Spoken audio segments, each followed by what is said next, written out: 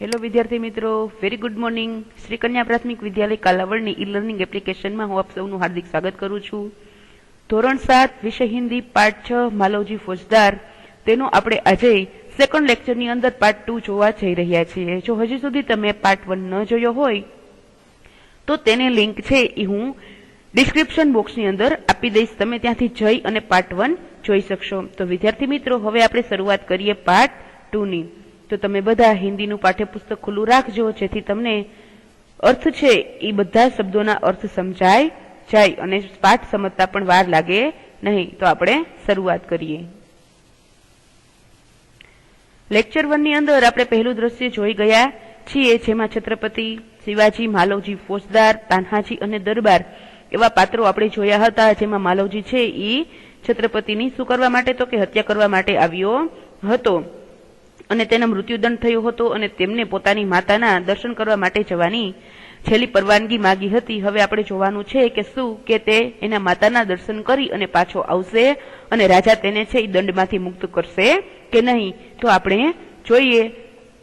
આપણે આ બીજો પાઠ જોવા જઈ રહ્યા છીએ, જેમાં પહેલો પાઠ છે તેનું સ્થાન શિવાજીનો શયનખંડ હતો. તેમ આ દૂસરા દ્રશ્ય એટલે કે પાર્ટ 2 ની અંદર શું થાય છે, તેનું સ્થાન છે શિવાજી કે દુર્ગ કા કમરા દોપહર કા સમય, કે શિવાજી મહારાજ છે તેનો દુર્ગ એટલે કે જે કિલ્લો છે તેનો એક રૂમ છે અને દોપહર કા સમય એટલે કે બપોરનો સમય છે. જોઈએ.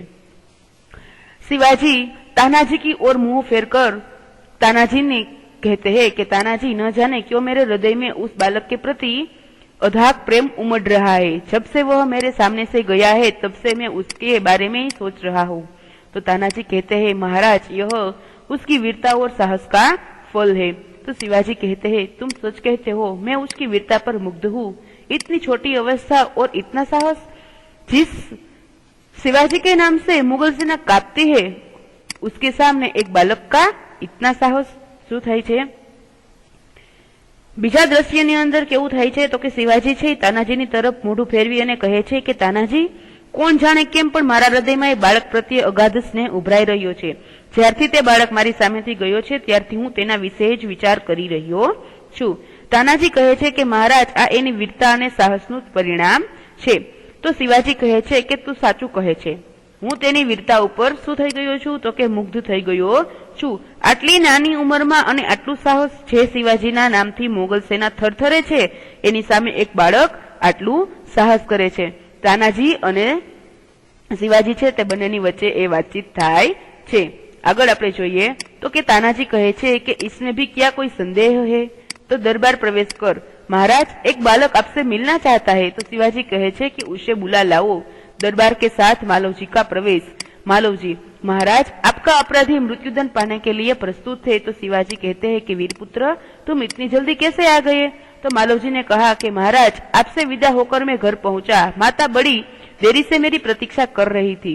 देखते ही उसने मुझे छाती से लगा लिया. उस समय मैंने सोचा कि मैं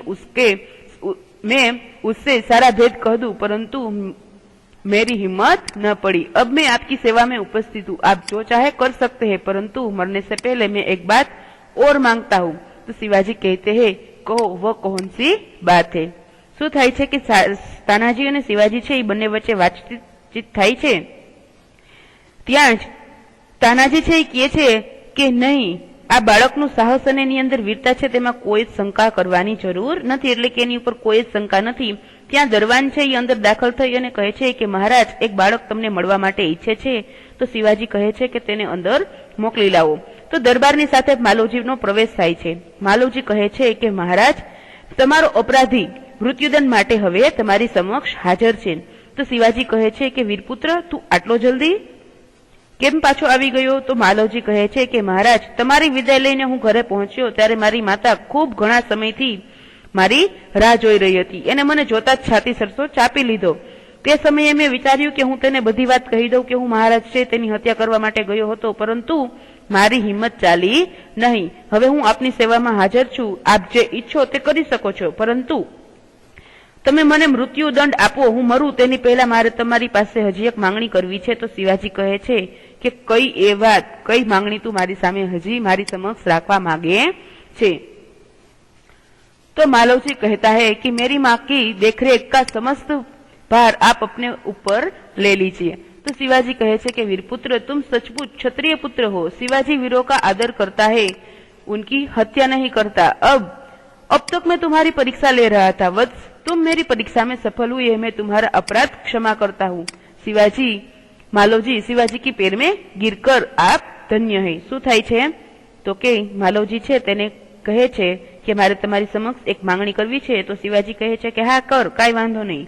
તો માલવજી કહે છે કે મારી માતાની સાર સંભાળની બધી જવાબદારી હવે તમે તમારી ઉપર લઈ લો, કારણ કે મને મૃત્યુદંડ થઈ જશે પછી મારી માતાનું તો કોઈ છે નહીં। તો શિવાજી કહે છે કે વીરપુત્ર તું ખરેખર ક્ષત્રિય પુત્ર છો। શિવાજી વીરોનો આદર કરે છે, એમની હત્યા કરતા નથી। અત્યાર સુધી હું તારી પરીક્ષા લઈ રહ્યો હતો, બાળક તું મારી પરીક્ષામાં સફળ થયો છે, હું તારી અપરાધની ક્ષમા કરું છું। તો માલવજી છે શિવાજીના પગમાં પડી જાય છે અને કહે છે કે તમે ધન્ય છો કે તમે મને માફ કરી દીધો, એટલા માટે શું કહે છે કે તમે ધન્ય છો। शिवाजी मालवजी को छाती से लगाकर, वीरपुत्र जिस प्रकार तुम अपनी माता के दुख से दुखी होकर व्याकुल हो रहे हो, उसी प्रकार मैं दुखी हूँ। रात दिन मैं इसी चिंता में रहता हूँ कि किस प्रकार भारत माता का दुख दूर करूँ। मालवजी महाराज यह शरीर आपका है, आपने मुझे जीवन दान दिया है। मैं प्रतिज्ञा करता हूँ कि जब तक इस शरीर में जान है मैं कभी मातृभूमि की सेवा से पीछे नहीं हटूंगा। शिवाजी कहते हैं वीरपुत्र मैं तुमसे यही आशा करता हूँ। શું થાય છે કે જ્યારે શિવાજી છે એ માલવજીને માફ કરી દે છે ત્યારે શિવાજીના પગમાં પડી અને તેને કહે છે કે તમે ધન્ય છો। ત્યારે શિવાજી માલવજીને છાતી સરસો ચાપી અને શું કહે છે કે વીરપુત્ર જે રીતે તું તારી માતાના દુઃખથી દુઃખી થઈને વ્યાકુળ થઈ રહ્યો છે તેવી રીતે હું પણ દુઃખી છું। રાત દિવસ હું એ જ ચિંતામાં રહું છું કે કેવી રીતે ભારત માતાનું દુઃખ દૂર કરું, આપણી ભૂમિને કેવી રીતે બચાવવું। તો માલવજી કહે છે કે મહારાજ હવે અમારું શરીર છે એ તમારું છે, તમે મને જીવનદાન આપ્યું છે, હું પ્રતિજ્ઞા કરું છું કે જ્યાં સુધી આ શરીરમાં પ્રાણ છે હું કદીય માતૃભૂમિની સેવામાંથી પાછો હટીશ નહીં। શિવાજી કહે છે વીરપુત્ર હું તારી પાસે આ જ આશા રાખું છું। બંને વચ્ચે એટલી વાતચીત થઈ છે તે એને માફ પણ કરી દે છે અને તેને પોતાની સેવા પોતાની જે સિપાહીની સેના છે તેમાં ભરતી પણ કરી દે છે। આટલી વાતચીત થતા આ પાઠ છે તેનો અંત આવે છે અને આ પાઠ અહીં પૂર્ણ થાય છે। તો વિદ્યાર્થી મિત્રો તમને નીચે આપેલા શબ્દાર્થ અને તેની પછી તમને મહાવરા આપેલા છે તે તમારે શું કરવાના છે તો કે હિન્દીની પાકી બુકની અંદર એક વખત લખી લેવાના છે। અભ્યાસ અને પ્રશ્ન નંબર 2 અભ્યાસના કુલ 5 प्रश्न અને प्रश्न नंबर 2 માં છે अंदाज अपना अपना। तो એમાં શું કીધું છે કે देश की रक्षा के लिए लड़ने वाला सैनिक युद्ध में आहत होता है, वह अंतिम सांस ले रहा है, वह क्या सोचता होगा बताइए। तो તમારે તમારા મૌખિક તમારે તમારા વિચાર અહીં લખવાના છે।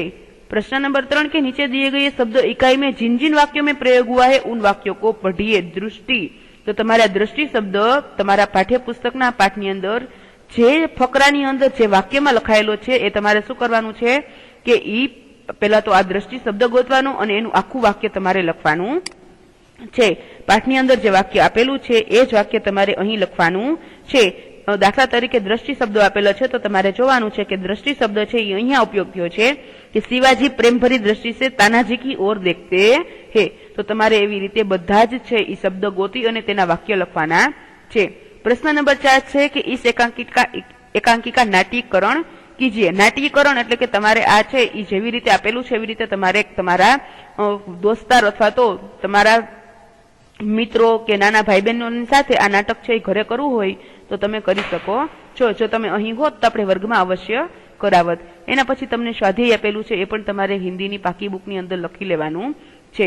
प्रश्न नंबर 3 निम्नलिखित परिच्छेदों का मातृभाषा में अनुवादन कीजिए।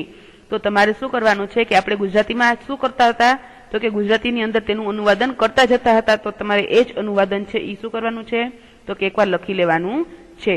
उदाहरण के आधारित नीचे दिए गए शब्दों को उचित क्रम में रखकर अर्थपूर्ण वाक्य बनाइए। अब આપણે સેમ 1 ની અંદર અને આગળના પાઠની અંદર પણ આવું જોઈ ગયા છીએ કે એક વાક્ય આપેલું છે જેના શબ્દ છે એ શું થઈ ગયા છે તો કે આડા અવડા શબ્દ છે એને તમારે શું કરવાના છે કે લાઈનમાં બધા જ અર્થપૂર્ણ વાક્ય છે અર્થપૂર્ણ શબ્દ છે એને લખવાના છે। એના પછી प्रश्न नंबर 5 निम्नलिखित वाक्यों में से विशेषण छाटकर उनके भेद लिखिए। तो विद्यार्थी मित्रों આપણે આગળ પણ વિશેષણ છે એ સમજી ગયા છીએ તો તમારે આ હોમવર્કની અંદર છે એ લખવાનું છે।